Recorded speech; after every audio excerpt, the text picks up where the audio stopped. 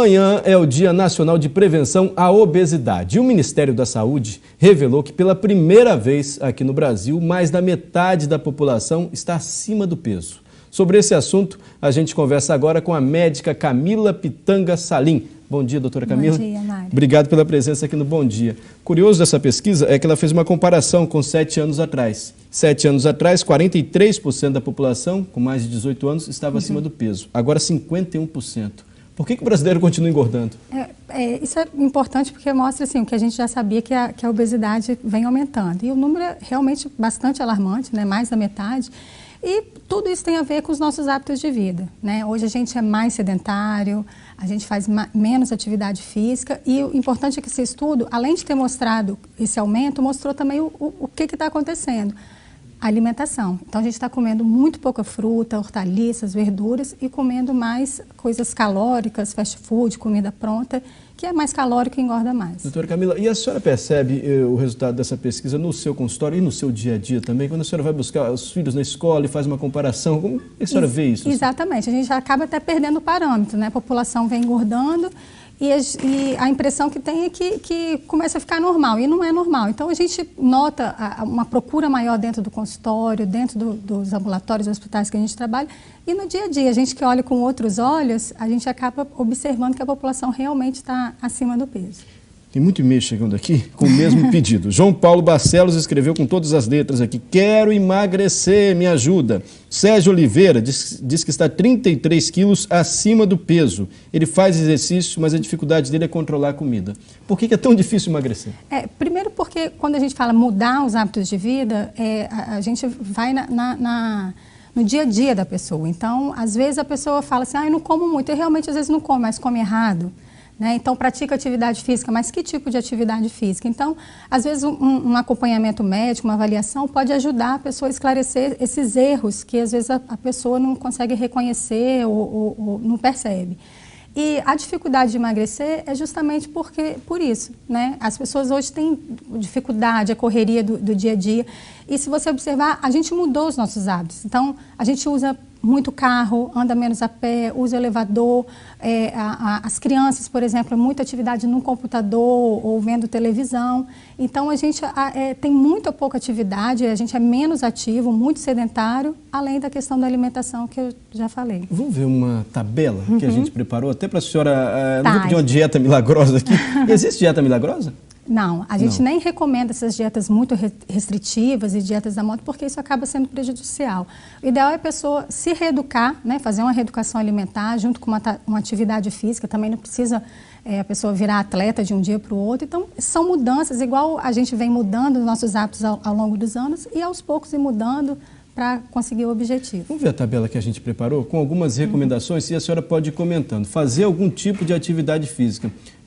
Por mais rápida que seja a atividade, mesmo que seja trocar elevador por escada, a gente acha um pouquinho só. Não, isso já ajuda sim, né, para evitar esse dia a dia sedentário. Né? O ideal é que a atividade física seja regular. Então, às vezes a pessoa não pode fazer uma atividade física todo dia ou por muito tempo, mas que ela tenha uma regularidade. Aquele famoso jogador de futebol, de fim de semana, isso não é ideal. Então, é melhor ele ter 3 vezes por semana, 2 vezes por semana, mas uma regularidade, isso é o mais recomendado. E essas mudanças pequenas no nosso dia a dia, em vez de pegar o ônibus no ponto do lado da minha casa, vou andar até o próximo. Isso faz diferença? Exatamente. Eu trabalho num prédio, eu posso subir 2, 3 lances de escada, mas eu trabalho no último andar.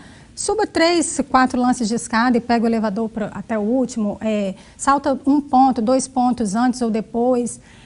Vai levar o filho na escola, vai na padaria, usa menos o carro. Então, tudo isso já ajuda a atividade, né? Tem um e-mail aqui do Guto. Fui ao médico algumas vezes e o endocrinologista me indicou remédios que deveriam me deixar mais elétrico, sem sono, menos ansioso. Dá para emagrecer sem tomar remédio, doutor? Dá sim, né? Então, quando a pessoa consegue fazer essa reeducação alimentar e atividade física, tem muitos resultados. Alguns pacientes realmente precisam de um apoio médico e algum tratamento medicamentoso, dependendo do nível de obesidade, até a cirurgia. Mas isso precisa de um acompanhamento médico, né, uma avaliação. Não dá para você tomar remédio? Não, de jeito nenhum. Nem pegar a receita do vizinho, a gente vê muitas mulheres, porque a minha amiga tomou... E esse remédio já é um remédio natural para emagrecer?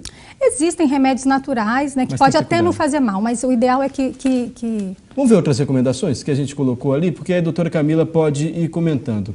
Álcool engorda, doutora? Cerveja, chopp, bebida alcoólica? O álcool é calórico, principalmente a cerveja, né? Tem carboidrato, é calórico que acaba engordando. E o pior é o acompanhamento, né? Então, geralmente quem bebe também come o tira-gosto, o aperitivo mais calórico.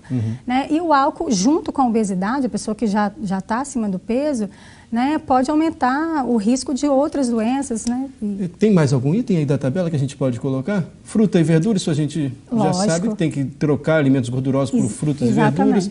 Refrigerante, mesmo com 0 açúcar. Diet e light também engorda, porque a gente fica mais tranquilo. Não engorda, não tem açúcar, né? Ele não tem caloria, mas é o que a gente fala, né? É um alimento sem nutriente, então, e com muito sódio.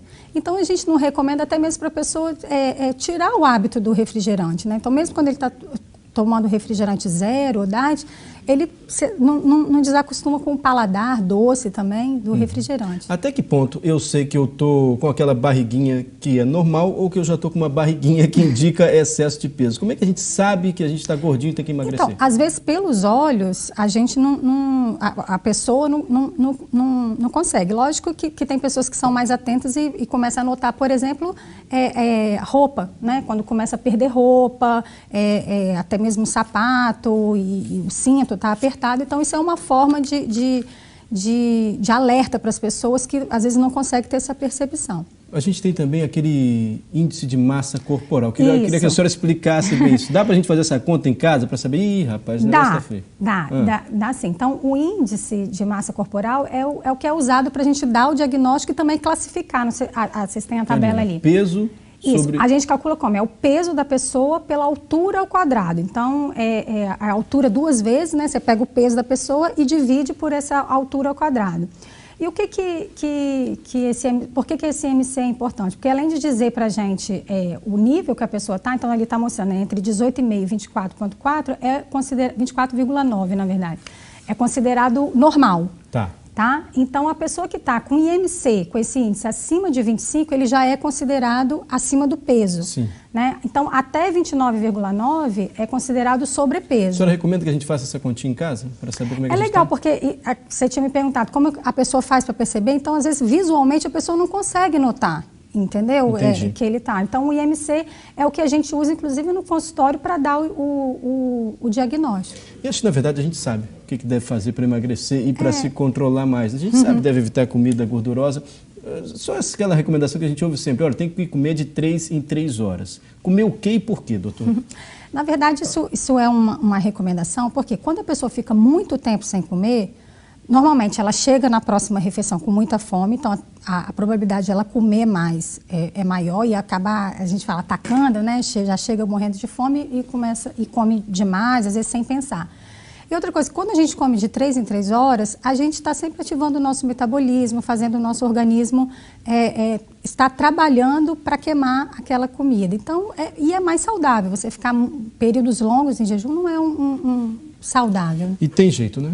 É possível emagrecer. Possível, sim. Disciplina, mudar a nossa rotina, o nosso dia a dia. Exatamente. Não acreditar nessas dietas milagrosas, muito remédio, isso só vai atrapalhando isso. Exatamente. Doutora Camila Pitanga, médica endocrinologista, eu só vou repetir o dado da pesquisa do Ministério da Saúde. Mais da metade da população já está acima do peso. 7 anos atrás eram 43% da população, 44%, quer dizer, é um sinal preocupante mesmo. Muito preocupante. Muito obrigado pela presença aqui no Bom Dia Espírita.